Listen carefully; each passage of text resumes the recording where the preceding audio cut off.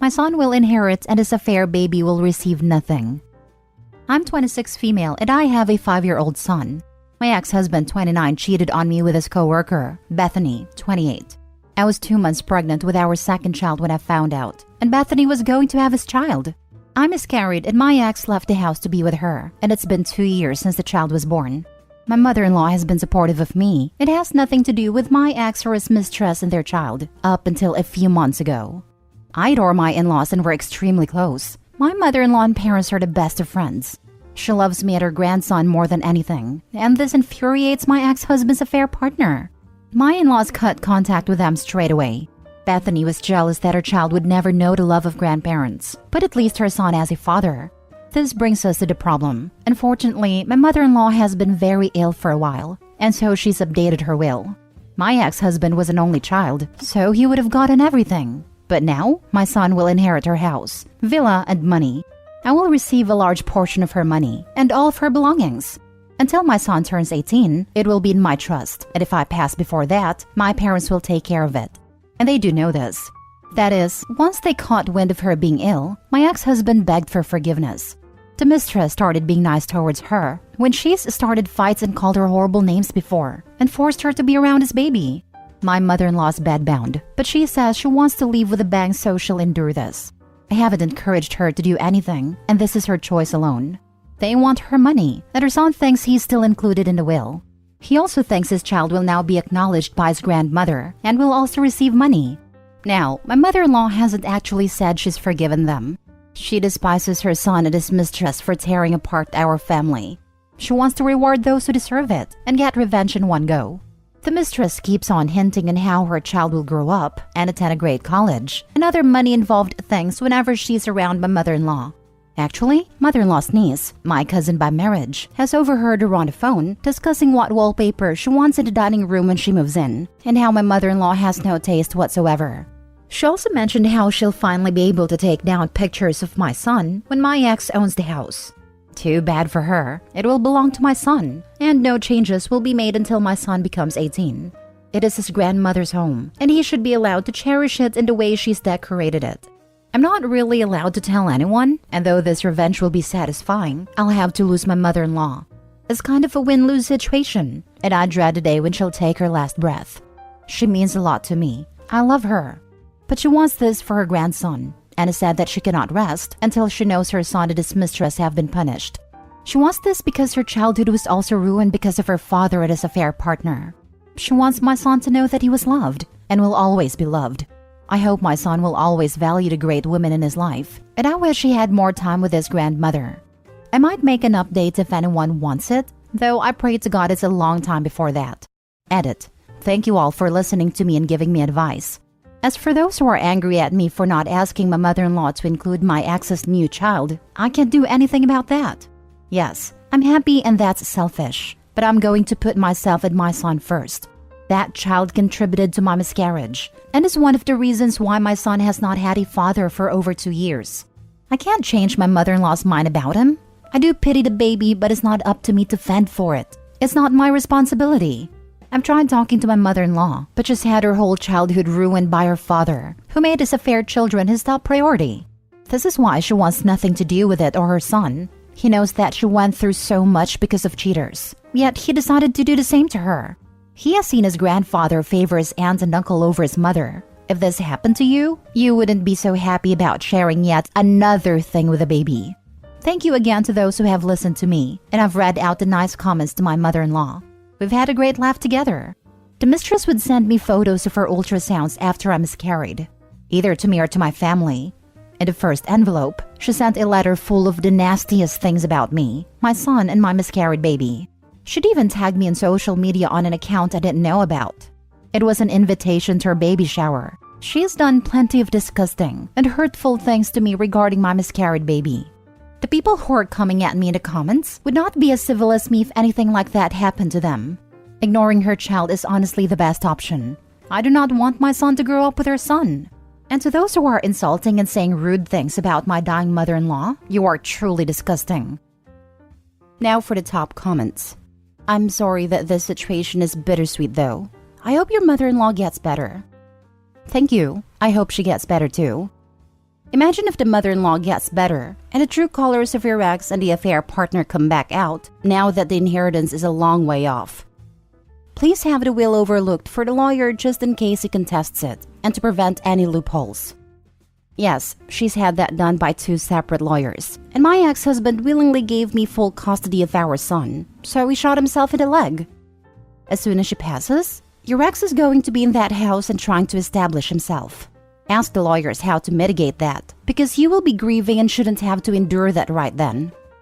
Mistress and your ex will absolutely not last when they realize they are not getting the house.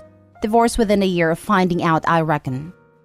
They aren't married, though I hear she's been wanting it from the moment my scummy ex left my doorstep. I'm in contact with some of my ex's colleagues, and the amount of crap they tell me makes me laugh. A few things are a bit sad, but they deserve it, not gonna lie. Nothing life-threatening or to do with health, obviously, thank God, because they still have a kid to look after. Mistress has a bit of a money-spending problem, a large problem actually, and they have lots of fights over it. Her parents hate my ex for not allowing their precious child to spend more. He complains about this at work to some of his friends. He's had an emotional affair with someone in his office because he thinks the mistress has been cheating on him too, as in sleeping around. They can't trust one another. Still, what comes around goes around, though I hope they can resolve this for the sake of the kid. Sometimes the stupid loser whines at work about how he should have never left me for his mistress. But then again, he says he's glad he left our son behind. Next story. My dad wants to rebuild our relationship, but I have no interest in him. My 25 male father has always favored my sister. Not only does the family call him out on it, he admits to it. His defense is that my sister looks so much like our late mother that he can't help but spoil her. My sister caught on this and used it to her advantage. If she wanted something from the store, all she had to say was "please dad," and he would get it for her. If I asked for something, my dad would ask me what I've done to deserve it. And if I couldn't think of something good I did recently, I didn't get it. Whenever my sister did something bad, she would begin to cry and dad would easily forgive her. If I did something bad, I always had to face the full consequences. Dad would leave work and come get my sister from school for anything as small as a splinter. While I could be throwing up and dad would say he couldn't leave work, and I had to tough it out. I tried so hard to earn his love and attention, but nothing worked. I tried excelling at school, I tried acting out, and I even forced myself to get into his hobbies in hopes we would bond that way. The day I gave up is the day I found out how little my dad cared about me. I was turning 15. The plan was for me, my dad, sister, uncle, and 2 friends to go on an arcade that was a 2-hour drive away. The day before my birthday, my sister got the sniffles, and dad said she was in no condition to travel, and we would have to cancel the trip. I tried to convince him to leave her with our grandparents, but he didn't want to leave her to suffer alone, so he told me to call my friends and tell them, while he went and called my uncle. After we walked away, I went and cried my eyes out.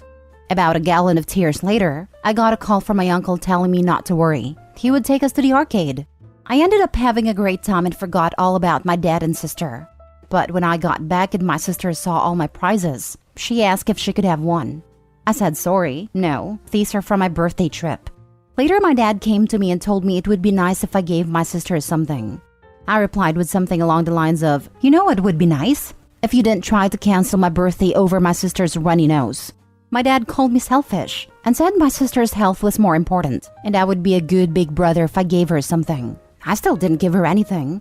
After that incident, I gave up on my father and just focused on those who actually cared for me. My father either didn't notice or didn't care. As long as he had my sister, that's all he needed. He didn't start caring until it made him look bad in the public eye. My senior year, the band had an award ceremony. I didn't even bother asking my dad to attend. Instead, I asked my aunt and uncle.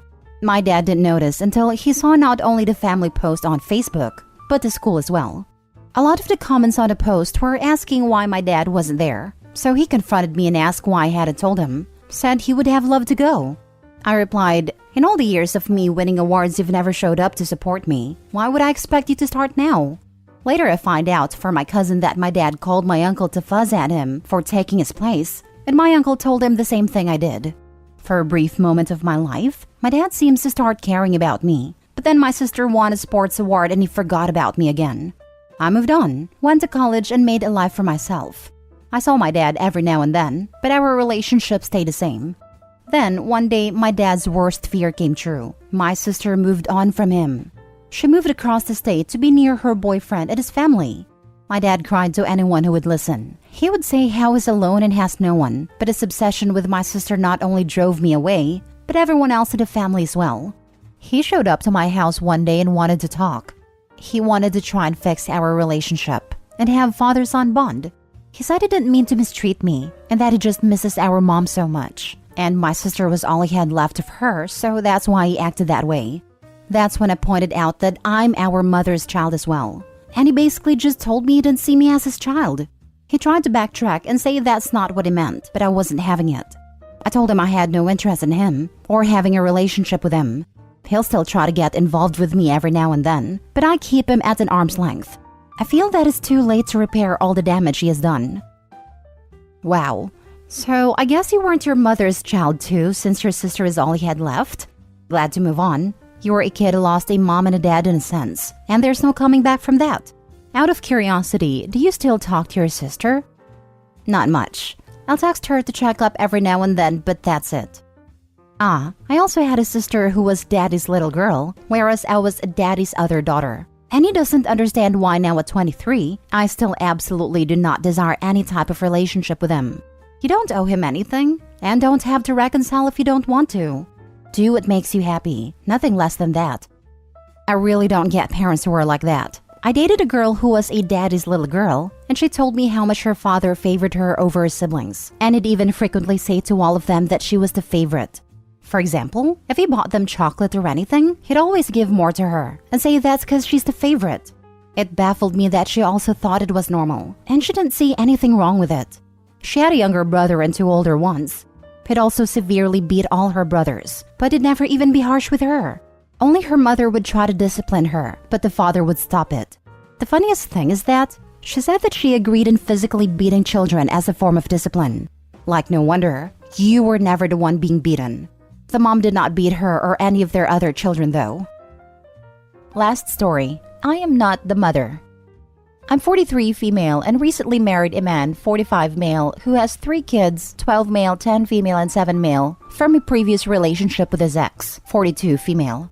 My ex-husband of 8 years had a degenerative disease. We weren't able to have children, and he eventually succumbed. I was ecstatic about being a stepmom. I was determined not to be that stepmom. I wouldn't demand that the children call me mom and accept me as mom from the get-go. They should take their time. Well, they absolutely hate being told anything by me. I can't enforce chores without being told I'm the worst person in the world. Husband even told me to stop being harsh to them. And just because I married him, it doesn't give me the authority. I worked my butt off to help 12 male with a science fair project, but I wasn't allowed to attend his presentation because his bio mom wanted to go. I bought 7 male the plushie he wanted, and my mom went off on me for taking the experience away from her, and husband took her side. 10 female absolutely hates everything about me. My voice, my mannerisms, my existence. She isn't shy about that either and will let me know, and husband says it's because I'm trying too hard to be her mother, when I'm not. I feel a crippling amount of anxiety when it's our turn with them.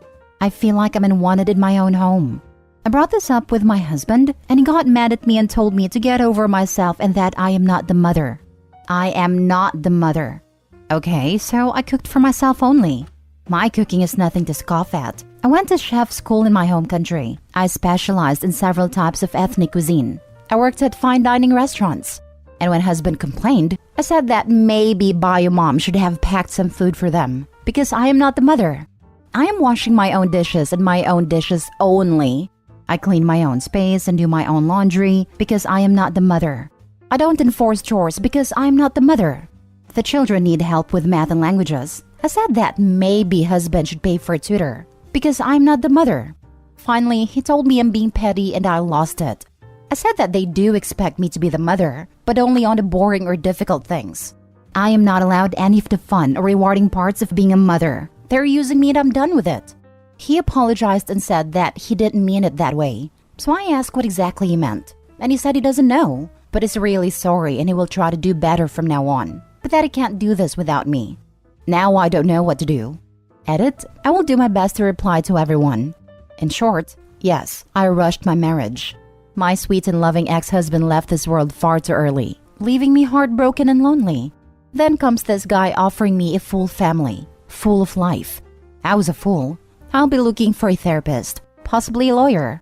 I'm overwhelmed with all the support. I'll be thinking long and deep how to proceed. Thanks to all of you. Now for the comments. I nearly posted asking if he married you to be the nanny, but I'm sure that if the nanny tried to enforce a rule, he'd back her up. Genuinely, you are married to a man who is not your partner and does not have your back. Maybe some couples counseling sessions to try and work out what you need from each other going forward, or maybe you need a better spouse. And to be honest, if you want bio kids, this sounds like a really fraught situation to bring one into. I think he feels guilty for splitting up their family and tries to make sure he always takes their side no matter what. Bio mom is extremely competitive towards me. She's very eager to let me do the boring things she can't be asked to, but thinks I'm invading her territory if I try to do anything fun with the kids.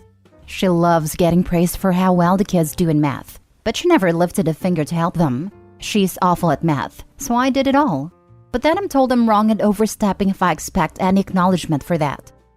If he feels guilty for splitting up the family, that's on him. He needs to support his actual wife and not let his kids verbally mistreat you. They don't have to like you, but they shouldn't be allowed to be so combative. It sounds like him and ex both are treating you like a live-in maid. Dad should be tutoring his kids. During their stay at her house, Dad should be the doing person because, as he said, you're not the mom, you're not the parent. They're the children of your husband, and during his time with them, he should be fully in charge of all things kid-related. Laundry, meals, homework, entertainment, bedtime, you name it. And it's Dad's job. I'd go so far as to be away as much as possible when the kids are there. Shopping, visiting, library time, whatever. Just away. Too many women who marry men with kids get those kids dumped on them without any authority attached. Enough already. He even insisted that I stay at home to care for the kids. I did it because I really like kids. I made a huge mistake.